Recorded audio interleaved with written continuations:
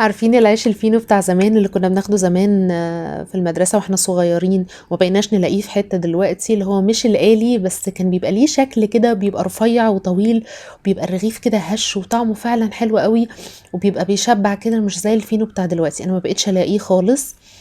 هنعمله بطريقة سهلة جدا وبسيطة، من عجينة واحدة هنطلع العيش الفين وكمان التوست. الولاد خلاص رجعوا المدرسة، والأسعار انتوا زي ما انتوا عارفينها، وعارفين سعر رغيف الفينو دلوقتي بقى كام. انا هقول لكم هنعمل من كيلو ونص دقيق قالب التوست الحلو اللي انتوا شايفينه ده، وعمل لي اكتر من 35 رغيف بمنتهى السهولة والبساطة. تعالوا نشوف هنعمل ايه.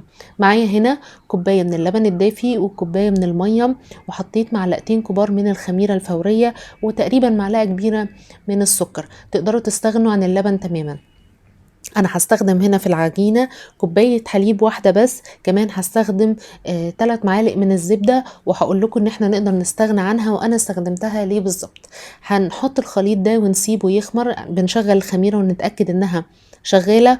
وتعالوا اقول لكم هنعمل ايه دلوقتي، الحاجة اللي هتخلي العيش بتاعنا زي القطن. هنعمل دلوقتي زي محسن طبيعي كده. هناخد من كمية الدقيق بتاعنا اللي هو الكيلو ونص، نص كوباية دقيق مع كوباية مية. يعني لو هتستخدموا ربع كوباية دقيق يبقى تستخدموا معاها نص كوباية مية، ضعف الدقيق مية. وهناخدها نطبخها على النار، شايفين؟ يبقى ايدينا فيها على طول لحد ما تبدأ تتخن على نار وسط، لحد ما نوصل للقوام ده. العجينة دي ده زي محسن طبيعي كده للعيش. شايفين هي بتبقى ناعمة كده وطرية ازاي؟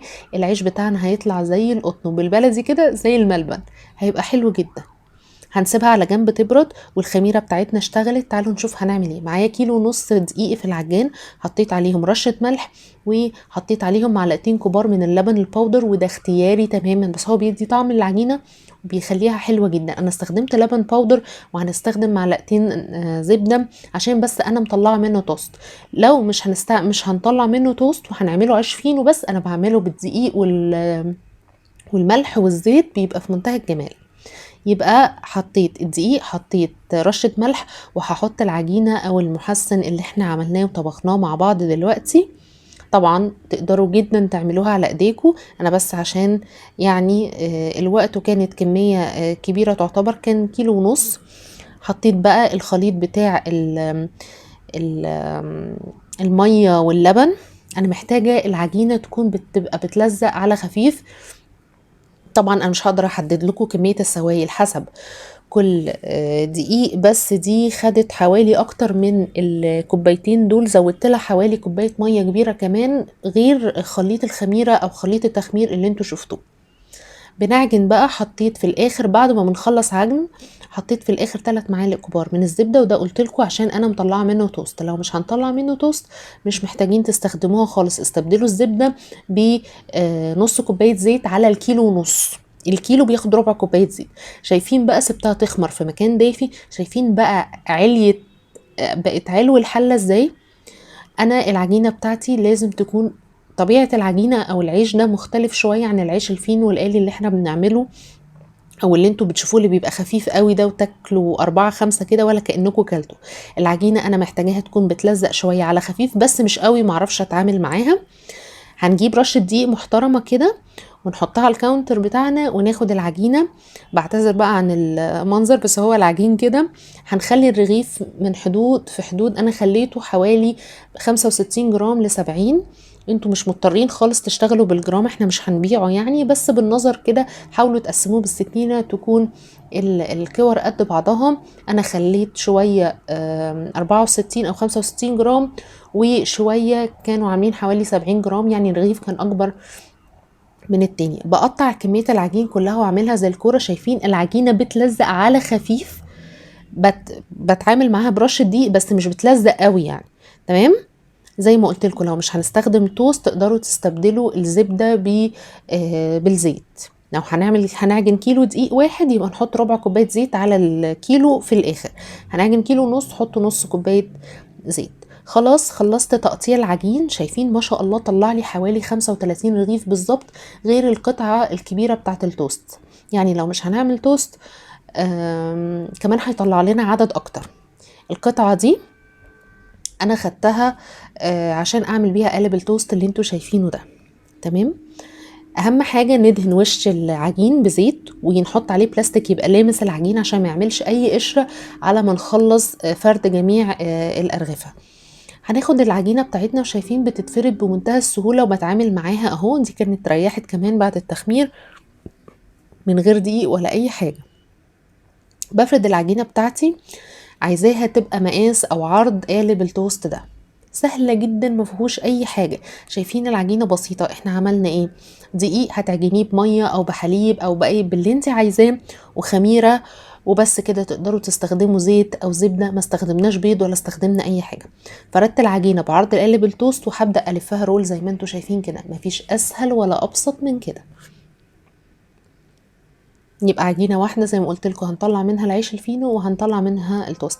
حقيقي العيش ده طعمه حلو قوي ومختلف عن العيش اللي بنشتريه، بيشبع وفي نفس الوقت مش تقيل كده ويلكم، فعلا جميل قوي، هيعجبكم جدا. لفيت العجين زي رول كده، وده اللي هنعمله برضو في العيش الفينو. شوفوا هي عجينه واحده بنفس طريقه التشكيل، من غير وجع دماغ ولا غلبه ولا حاجه صعبه ان شاء الله. لازم نقفل كويس قوي من تحت كده ومن الجناب ونظبط الشكل. انا فردت العجينه زي ما قلت لكم بالعرض ولفيتها رول، وهحطها في القالب زي ما هي. القالب ده هو ما بيلزقش، بس انا مديها دهنه زيت خفيفه. هغطيها بقى واسيبها تخمر على ما اخلص تشكيل باقي العجين. هناخد بقى كوره كده بنفردها على شكل مستطيل او مربع، يعني مستطيل مربع. تقدروا تبرموها من العرض او من الطول، مش هتفرق خالص. المهم ان هقول لكم بقى واحنا بنبرمها، المهم ان البرمه تبقى على ضيق كده، ما تبقاش واسعه عشان ما يبقاش فيه تجويف من جوه.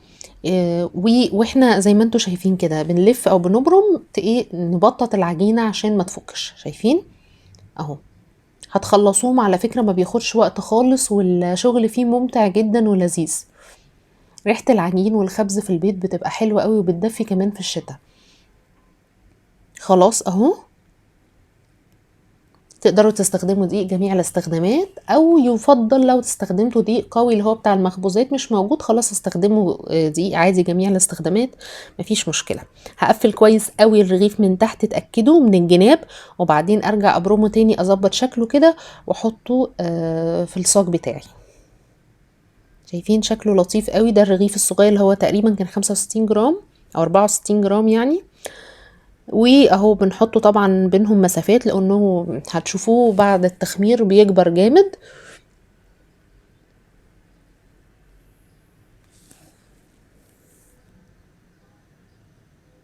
اهو بعد ما اتخمر شكله فعلا حلو قوي، شكله يفرح. انا هدهن صاج كده ادي قالب التوست، شايفين عالي وخمر ازاي. هدهنه بس بفرشه كده بمعلقتين لبن، وممكن ما يعني يعني معظم ده الصاج الوحيد اللي دهنته بلبن، الباقي كله والله ما دهنتوش اي حاجه. هو بس خد لون من الفرن او من الشوايه، لو في مروحه شغلوها لازم. مفيش عادي هيشتغل ياخد لون كويس من تحت وتفوق، وبعدين شغلوا الشوايه، بس تبقى على نار هاديه وتبقوا واقفين جنبه، لان الشوايه ممكن تحرقه في منتهى، بيتحرق بسرعه جدا.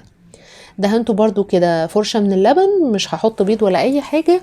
وادي وسمسم، وادي شكله بعد ما طلع برضو زي الكيك. بتدخلوا كده سكينه تختبروه ان هو ما بياخدش ربع ساعه، بيستوي بسرعة قوي، اسرع طبعا من الكيك وكده. اول ما تطلعوه لازم نطلعه من القالب عشان يتهوى كده، وحطوه على شبكة عشان ما يعملش بخار مية او يعجن او اي حاجة. سيبوه يبرد بقى عشان نبدأ نقطعه ونشوف العيش بتاعنا وجماله.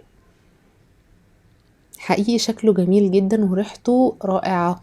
هو هنا كان يعني كان دافي شوية، بس انا كنت مستعجلة قوي عشان اقطعه. شايفين شكله جميل ازاي وملفوف كده وحاجة كده في منتهى الروعة. ادي العيش بتاعنا اللي انا ما بقتش بلاقيه في حتة. فعلا شايفين تسويته من تحت ومن فوق، قطن قطن زي السفنج.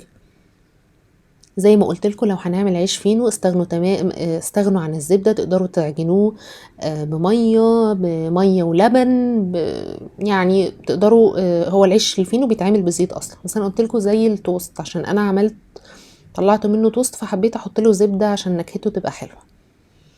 طبعا الخامات اللي تستخدميها دي حاجة ترجع لك وحسب امكانياتك. شايفين بقى هفتحه لكم ونعمل ساندوتش مع بعض. شايفين من جوه عامل ازاي؟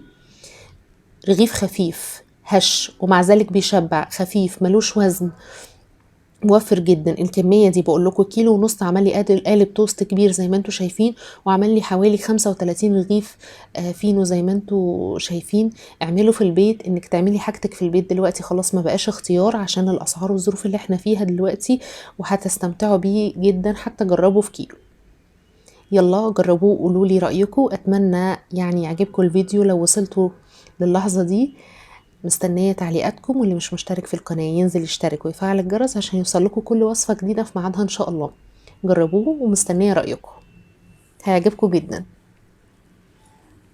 ما تنسوش اللايك ضروري.